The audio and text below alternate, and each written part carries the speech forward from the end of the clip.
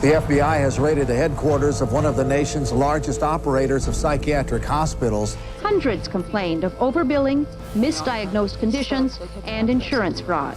Investigators say they found more than 5,000 similar cases in all 50 states. Psychiatrists clearly are getting rich. Psychiatrists traded drugs for sex, filed false insurance claims, and exploited patients sexually. We have uncovered some of the most elaborate, aggressive, creative, deceptive, immoral, and illegal schemes being used to fill empty hospital beds with insured and paying patients.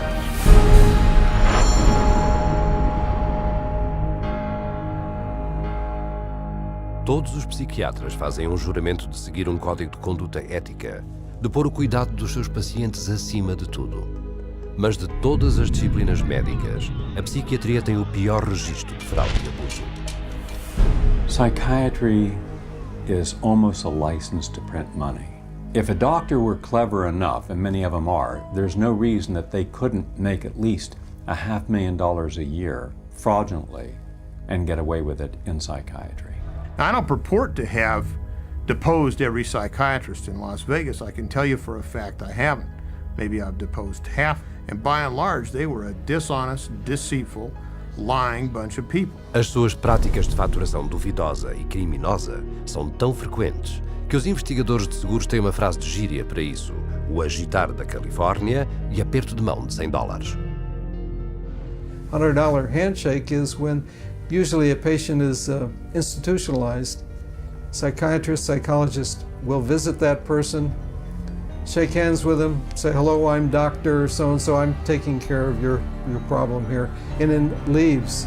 They might have 10 or 20 patients there. They bill an hour for each one, and they might be in the hospital for a total of 30 minutes. So 20 patients, 20 hours, and they'd send the bills off to Medicaid. We see that most of the victims of recovered memory therapy were women who had excellent health insurance, whether it was government insurance or private insurance, because many insurance policies wouldn't pay for this kind of long-term nonsense.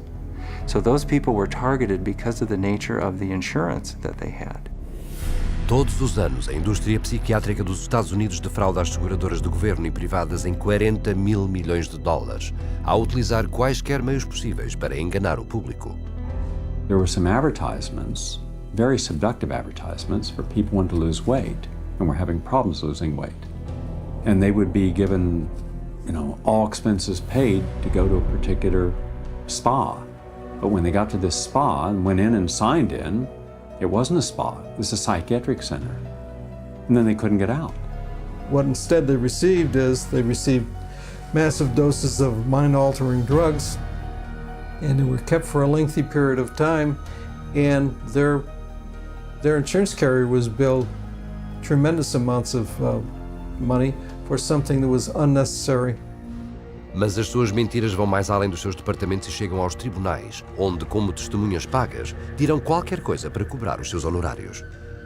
A psychiatric expert who will have one opinion in one scenario and a completely opposite opinion in another scenario based on which law firm or governmental agency is paying for his time. These psychiatrists, on one hand, will tell the public that suicide can be prevented, but will go into court and tell a jury that suicide cannot be prevented. And then once you show his prior inconsistent statements, you also show that he is paid very well by pharmaceuticals, then the jury says, you know what, we're not so sure about you because you just lied to us. Adicionamos à sua cobiça, desonestidade e avareza os seus crimes sexuais. Sendo apenas 6% de todos os médicos do país, os psiquiatras são responsáveis por quase 1/3 dos delitos sexuais cometidos por médicos.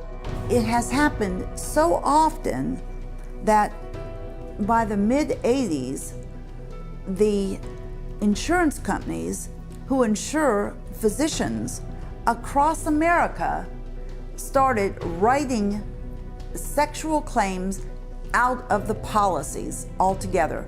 That's how common it was.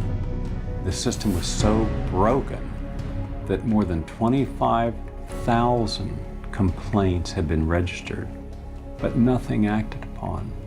When a psychiatrist has a patient, a female patient, and abuses them sexually, there's a very high probability they'll get away with it. I've seen many cases where the mental health professional becomes very disturbed and is using very strange and odd treatments, and that can go on for many years with no one finding out about it because it's not very public. It's quite private. Things happen behind closed doors. Infelizmente, os seus crimes sexuais frequentemente envolvem crianças. Um bom exemplo é o Dr. C. Markham Barry, aparentemente um membro muito respeitado da sua comunidade. Mas tudo isso acabou quando foi preso por acusação de assédio sexual a crianças.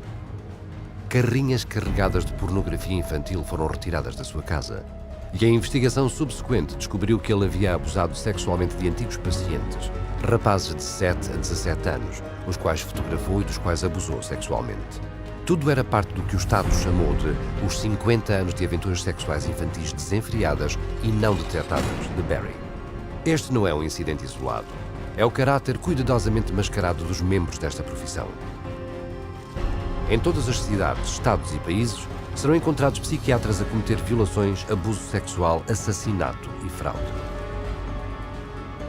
E como verá, toda a credibilidade da psiquiatria depende da maior fraude de todas.